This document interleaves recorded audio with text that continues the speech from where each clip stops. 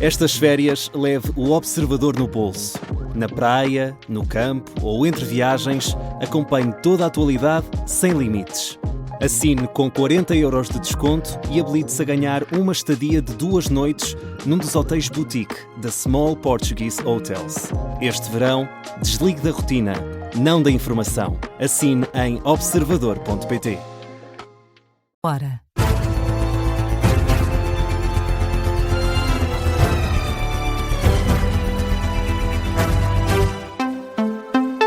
As notícias com Hugo Fortunato de Oliveira. Começamos pelos incêndios em França. 84 bombeiros já ficaram feridos no combate às chamas desde o início do incêndio de Gironde. Segundo o jornal Le Monde, só este domingo, 9 operacionais sofreram ferimentos durante o combate às chamas. As autoridades garantem que não há vítimas civis. Os incêndios em França já queimaram 115 mil hectares. O ministro do Interior francês fala de uma situação sem precedentes e revela que por dia há 30 a 49 fogos no país. O incêndio que continua a levantar maiores preocupações é o de Gironde, na região onde se situa a cidade de Bordeaux. 220 mil pessoas já tiveram de ser retiradas de casa. Em Gironde vivem mais de 20 mil portugueses, pelo menos 3 mil dos quais vivem nas zonas afetadas pelos fogos. Esta segunda-feira, o presidente de França, Emmanuel Macron, vai reunir em Paris o gabinete de crise para avaliar novas respostas aos incêndios no país.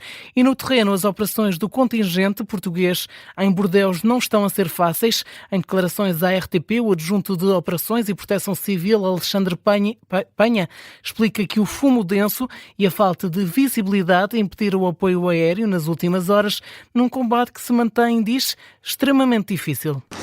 Ontem acabámos por não fazer a última missão do dia por dificuldade dos pilotos descolarem, não existia visibilidade, o que condiciona a segurança à descolagem. Portanto, foi uma das razões para não se fazer essa operação e mesmo hoje de manhã vimos a operação ser retardada no seu início porque o fumo estava denso e, mais uma vez, questões de segurança não permitem estas aeronaves que voam à linha de vista poderem descolar. A segurança dos pilotos é a prioridade e enquanto o fumo não der tréguas, os meios aéreos não vão levantar voo. Este é, no entanto, um cenário complexo e de incertezas. O que se espera para as próximas horas, para os próximos dias, ainda é um combate muito difícil, sendo que não há uma perspectiva para um controle total, estando a ser avaliada, inclusivamente com algumas das equipas, a possibilidade de continuação da missão. Caso a situação em Portugal se agrave nos próximos dias, a equipa terá de regressar. Essa é a condição de prolongamento. Nós viemos com uma missão de 5 dias, estamos a aguardar por um pedido oficial de prolongamento. Teremos que fazer uma avaliação daquilo que são as condições, tanto para a continuação aqui, como as condições de risco no nosso próprio país. Nós estamos a retirar capacidades nacionais para poder ajudar os outros países em contributo um pouco daquilo que também já fizeram por nós. São as declarações do responsável pelo contingente de ajuda portuguesa em Bordeaux, Alexandre Penha. Ainda este sábado, em declarações aos jornalistas, o ministro da Administração Interna, Luís Neves, avançou que o dispositivo de ajuda aos países vizinhos pode vir a ser reforçado, sempre em concordância com a situação dos incêndios em Portugal. Em França, são mais de 120 os operacionais portugueses que estão a ajudar no combate às chamas. Já em Espanha, a evolução dos incêndios está a ser positiva, mas lenta. É o que diz o ministro da Administração Interna, que reuniu com o Comitê de Emergência para gerir a resposta à crise. No final, através de uma publicação na rede social X, fez um ponto de situação, diz que houve algumas melhorias significativas de sábado para domingo. O ministro espanhol recordou ainda que os fogos que atingem o centro do país são os maiores e os mais agressivos da história de Espanha. Já arderam mais de 153 mil hectares, 6 vezes a área ardida no ano passado no país. Só em Ávila foram mais de 50 mil.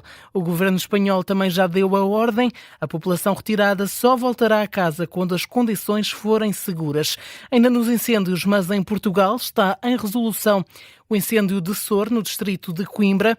90% do perímetro do fogo está sob controle, segundo avançam os bombeiros de Sor à RTP. Neste momento continua no terreno quase 200 operacionais, apoiados por mais de 50 viaturas. O incêndio começou mais agressivo por ter sido alimentado por eucalipto e também foi bastante influenciado pelo vento.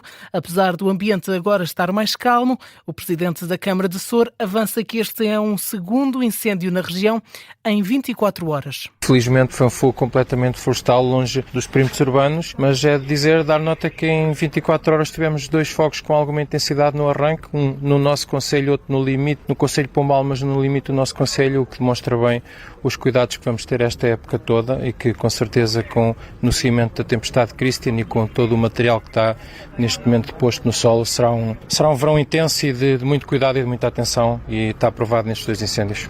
O presidente da Câmara de Sor, Rui Fernandes, com o ponto de situação do incêndio à RTP, à Rádio Observadora. A Proteção Civil de Coimbra garante ainda que não há feridos a registrar desta ocorrência nem habitações em risco.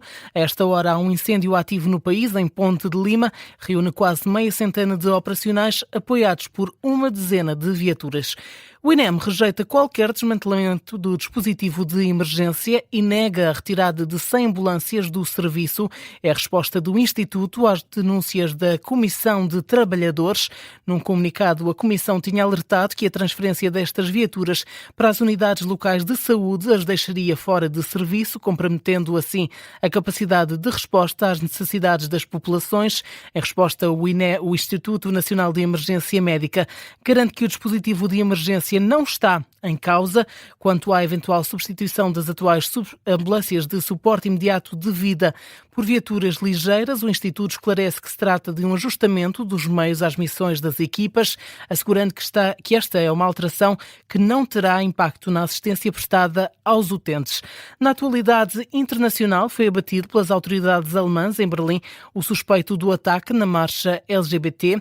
A caça ao homem terminou com a morte de Abdul Balaut, de 21 anos, que foi abatido pelas autoridades após ter sido cercado numa horta comunitária no bairro de Spandau.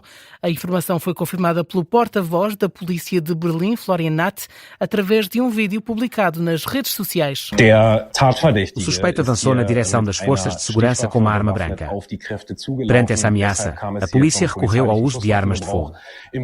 Na sequência dos disparos, o suspeito sofreu ferimentos graves. Apesar das manobras de reanimação realizadas pela equipa médica de emergência, acabou por falecer no local. O porta-voz da polícia de Berlim, com o resumo da operação que terminou com a morte do suspeito do ataque na marcha LGBT. O jovem estava a ser procurado desde a noite anterior por todo o país, incluindo fronteiras, aeroportos e estações ferroviárias. O ataque, realizado através de um atropelamento no Parque Tiergarten, provocou um morto e pelo menos 29 feridos. O ministro do Interior alemão e o governo já classificaram oficialmente o incidente como um atentado terrorista islâmico. Donald Trump nega que os Estados Unidos estejam a ficar sem munições na guerra contra o Irão. Ao Wall Street Journal, o presidente norte-americano garante que os Estados Unidos têm mais munições do que qualquer outro país no mundo e muito mais do que aquilo de que precisam. A declaração surge depois das notícias da imprensa norte-americana que davam conta das preocupações da administração com a redução dos estoques de alguns sistemas de interseção de mísseis Patriot. Segundo o Wall Street Journal, o chefe do Estado-Maior Conjunto tinha alertado a Casa Branca para a diminuição das reservas de alguns interceptores de defesa aérea. As especulações sobre os níveis de armamento norte-americano surgem numa altura em que Donald Trump mantém em pausa os ataques ao Irão pelo segundo dia consecutivo. A administração norte-americana diz que a suspensão tem como objetivo abrir espaço à diplomacia. O embaixador dos Estados Unidos nas Nações Unidas, Mike Waltz, diz que o presidente norte-americano está a dar uma oportunidade às negociações, mas deixa um aviso: todas as opções continuam em cima da mesa. Do lado iraniano, as autoridades dizem estar disponíveis para suspender os ataques se os Estados Unidos mantiverem a pausa nos bombardeamentos. Ainda assim, Teherão continua a desconfiar das intenções de Washington. No desporto, Tadej Pogačar é o vencedor da Volta à França pela 5ª vez. O esloveno é já o mais novo ciclista com tantos títulos nesta que é a maior competição mundial de ciclismo.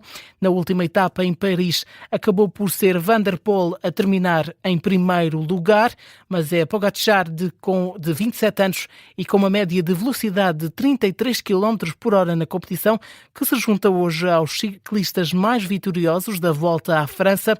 Acaba assim uma competição marcada pelas ondas de calor que encurtaram o caminho, mas também pelos incêndios florestais que se fizeram sentir no território francês. Notícia de fecho neste jornal da 1 da manhã. O essencial da informação é atualizado à 1h30.